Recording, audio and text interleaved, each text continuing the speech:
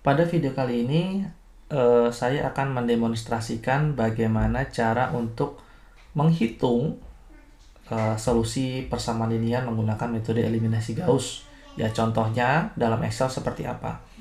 Dan untuk kesempatan kali ini, mungkin saya juga tidak akan membatasi angka pentingnya, misalkan 2, 3, 4, 5, atau berapa ya.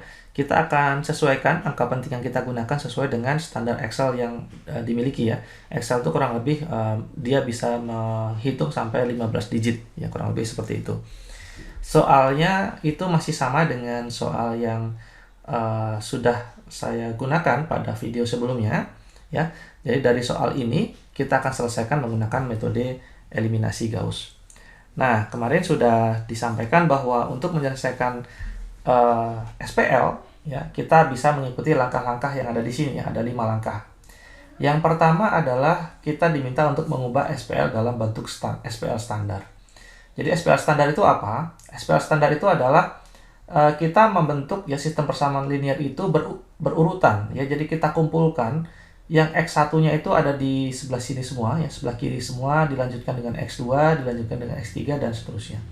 Karena pada kenyataannya nanti ketika kita menemukan soal, tidak selamanya X1, X2 dan X3 itu berurut. Ya, kalau misalkan nanti ada banyak ya sampai X10 gitu ya, bisa jadi mungkin nanti yang di depan ada X7, yang di belakang ada X1 dan seterusnya. Nah, kita urutkan. Artinya adalah bahwa kalau kita memiliki X yang sama, itu kita letakkan di dalam satu kolom yang sama ya. Jadi ini semuanya kolom X1, semuanya kolom X2, semuanya kolom X3. Kalau misalkan nanti tidak ada koefisien ya, kita misalkan X2 tidak ada koefisien ya. Jadi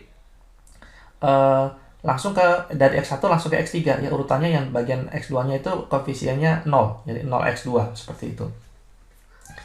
Ya, termasuk juga dengan yang di sebelah sama dengan itu selalu letakkan di kanan semuanya begitu. Nah, ini adalah SPL standar. Lalu setelah itu kita diminta untuk menulis SPL standar tadi dalam bentuk matriks. Nah, itu seperti apa? Jadi kita tuliskan koefisien-koefisien ini dalam bentuk matriks. 3 minus 0,1 minus 0,2 kita tuliskan di sini ya. Kemudian begitu juga dengan koefisien pada baris berikutnya dan baris berikutnya. Kita tuliskan semua dari sini. Ya. Lalu nomor 3, kita diminta untuk membentuk matriks perluasan. Nah, matriks perluasan artinya adalah bahwa kita juga menuliskan komponen ya, koefisien yang ada di sini itu di dalam satu matriks yang sama. Ya, yang tadi 3 kali 3 kita luaskan jadi satu kolom lagi, yang dimana kolom keempat ini kita isi dengan yang di sebelah sama dengan seperti ini. Barulah kemudian kita lakukan forward elimination dan back substitution. Gitu. Nah, aturan untuk forward elimination itu kita akan menggunakan aturan yang ada di sini ya, rumus yang kemarin saya sampaikan. Ya, ini sebenarnya berpola ya. Jadi kalau misalkan nanti Anda mendapatkan kasus ya tidak SPL-nya tidak hanya tiga variabel dan 3 persamaan, misalkan 4 variabel dan 4 persamaan atau 10 variabel dan 10 persamaan, maka nanti bisa disesuaikan. Tapi nanti intinya adalah dia berpola. Ya, berpola. Pola ini nanti akan Anda dapatkan ketika Anda sudah sering melakukan pemahaman terhadap metode eliminasi Gauss ini. Nah, oke. Nah, sekarang kita akan cobakan langsung ya. Jadi bagaimana caranya? Nah, yang pertama adalah baris pertama seperti yang saya sampaikan kemarin itu tidak berubah, maka kita bisa langsung ambil dari baris yang sebelumnya ya, sama dengan dari sini. Ya, lalu di sini kita oke. Nah, biar sesuai mungkin ini kita hitung saja, kita tentukan berapa di belakang koma, katakanlah 3 ya. Ini saya kasih number. Oke, seperti ini. Jadi baris pertama tidak berubah. Baris kedua akan digantikan dengan formula ini ya. R2 dikurang R2 row, R2 dikurang 0,1 dibagi 3 dikali dengan R1. Jadi ini sama dengan baris kedua dikurang 0,1 dibagi dengan 3 yang ada di sini.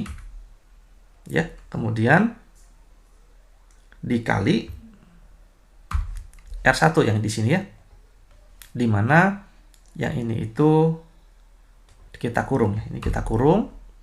Kemudian karena ini adalah konstanta, maka ini kita perlu berikan kunci ya. Kita kasih dolar supaya tidak berubah. Karena itu adalah konstanta. 0,1 dibagi dengan 3. Kita enter. Maka kita dapatkan yang di sini itu adalah 0.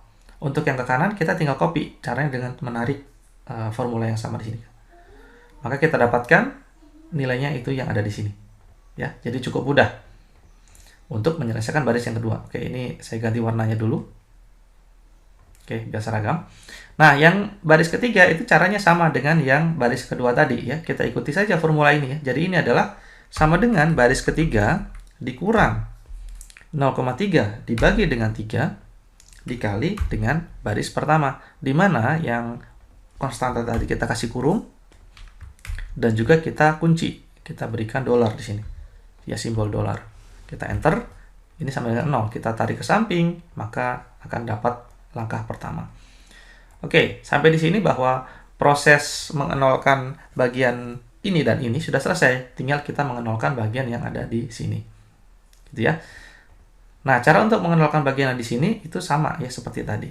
Nah, sebelumnya kita lihat ya bahwa sebelah sini kan kita nggak perlukan perubahan, maka kita bisa ambil langsung dari atas. Baris pertama kita ambil langsung dari atas. Kemudian baris kedua itu juga tidak berubah, maka kita ambil langsung dari atas seperti ini. Kita copy di sini. Oke. Oke, ini saya samakan dulu saja 3 digit. Oke, seperti ini ya. Ini saya ganti number. Oke. Nah, di sini ya.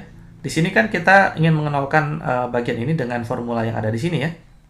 Ini kalau kita perhatikan ya, kita kita hitung dari sini ya, dimana dengan cara yang sama ini adalah sama dengan baris ketiga dikurang minus 0,19 dibagi dengan 7,0 dikali dengan baris kedua, dimana yang konstanta ini tadi kita kasih kurung, lalu kita kasih tanda kunci ya, dolar, seperti ini. Kita enter, maka dapat hasilnya itu 0 ya. 0 ini kita tinggal copy ke kiri, kita tinggal copy ke kanan. Oke, kita samakan warnanya. Oke, digit ininya juga kita samakan ya, kita mau 3 digit di belakang koma. Oke, seperti ini. Ini juga kita samakan aja.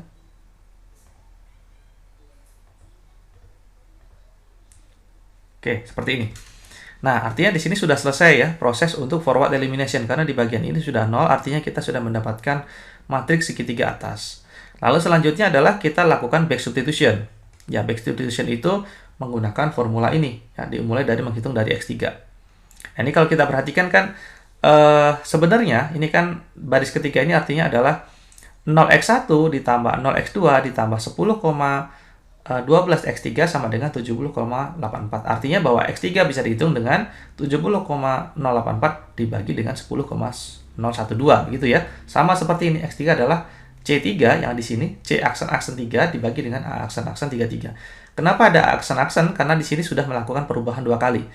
Ini kan originalnya begini, ini adalah aksen pertama, ini adalah aksen-aksen begitu. Maka di sini disebut C aksen-aksen 3 dan ini adalah A aksen-aksen 33. Ya, 33 ya, 11 12 ini itu adalah posisi dari sel matriks kita gitu.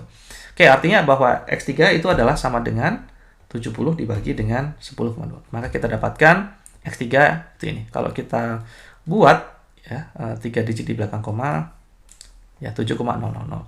Sedangkan X2 dengan formula yang sama seperti ini ya, itu sama dengan C2 ya dikurang A23. A23 itu berarti yang ini ya dikali dengan X3. X3 kita dapatkan dari sini. Lalu ini kita kurung ya. Kemudian ini dibagi dengan A22. A22 itu yang ini. Maka kita enter, kita dapatkan minus 2,5 ya. Oke, kita ganti dengan simbol ini. Oops. Oke ya. Sedangkan X1 itu juga sama ya, caranya kita lakukan formula yang ini sama dengan C1 yang ini dikurang A12 yang ini dikali X2 itu tadi ini, kemudian dikurang A13 itu yang ini dikali X3 itu yang ini, lalu kita kasih kurung di sini, dikurung dibagi dengan A11 itu yang ini. Maka kita enter, kita dapatkan nilainya ini. Oke. Oke, kurang lebih begitu ya. Ini sudah sama, oke. Kurang lebih seperti itu. Jadi hasilnya adalah bahwa X1 adalah 3, X2 adalah minus 2,5, dan X3 adalah 7. Oke, lagi-lagi silahkan coba nanti Anda bandingkan dengan hasil analitik. Seharusnya adalah hasilnya akan mirip. Gitu ya. Kalaupun tidak mirip, maka itulah yang disebut sebagai error. Nah, setelah ini nanti ya kita akan melakukan pembahasan bagaimana terkait dengan error analisis. Oke, cukup sekian untuk video kita kali ini. Terima kasih, sampai jumpa pada video selanjutnya.